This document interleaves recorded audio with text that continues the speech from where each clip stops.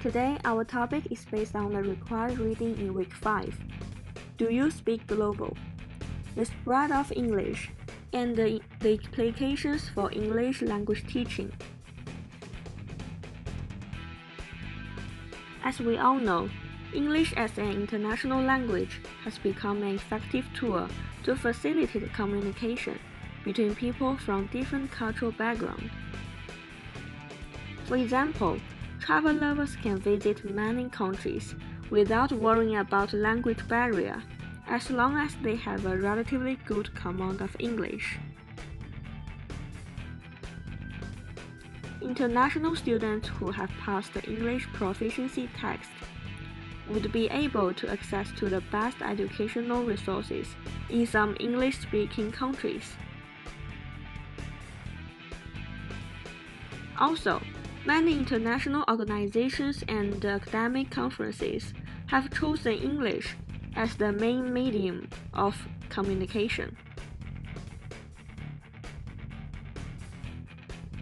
Kaklo proposed a model, 3 concentric circles of English, to explain the spread of English. The model contains 3 parts: the inner circle, the outer circle, and the expanding circle. According to Bett, the inner circle usually represents the major English-speaking countries, such as Canada. The outer circle refers to the countries where English is used as a second language, while the expanding circle represents the countries where English is used as a foreign language, and the language instruction is mostly based on EFL context.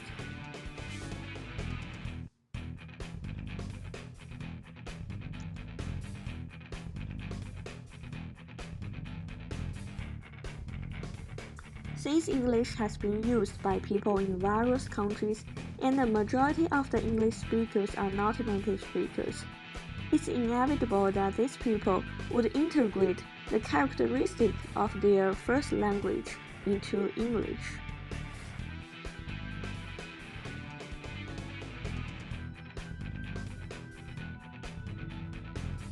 However, most English teachers hold the opinion that students should learn the standard English, which is used by native speakers in the inner circle.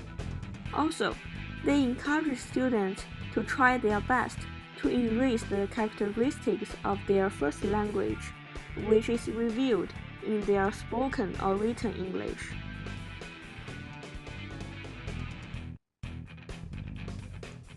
Based on my experience as an EFL learner, I always attempt to imitate the way in which native speakers produce the language, because I used to believe that what they produce is the real English, and that is what we were supposed to learn. Also, the textbook I once used and all the English proficiency tests I once took, they all encouraged me to set standard English as my learning goal.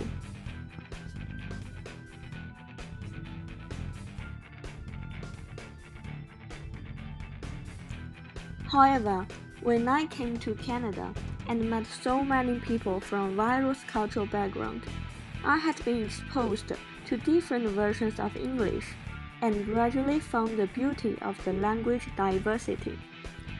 Then I came to realize that as long as I could communicate with others and make myself understood, it doesn't matter if I speak with Chinese accent or sometimes use Chinglish.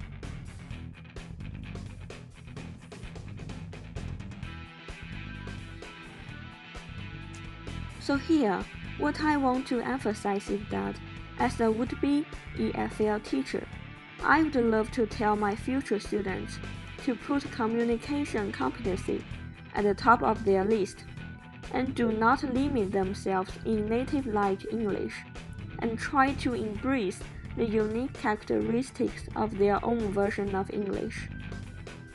As long as the students are able to communicate with others, they should be proud of their English because they actually help enrich the language itself.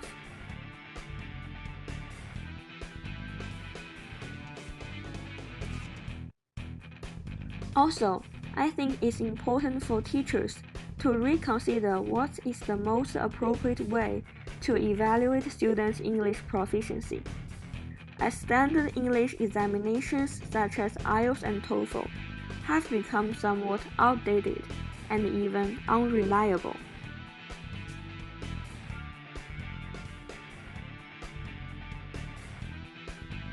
When designing an examination, more emphasis should be placed on assessing students' communication competency rather than test-taking skills.